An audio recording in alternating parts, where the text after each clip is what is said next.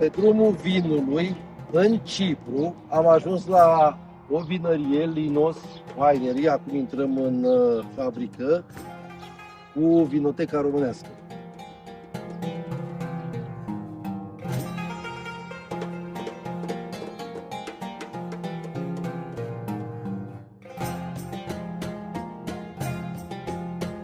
Facem un tur și o prezentare de vinuri autentice cipriote.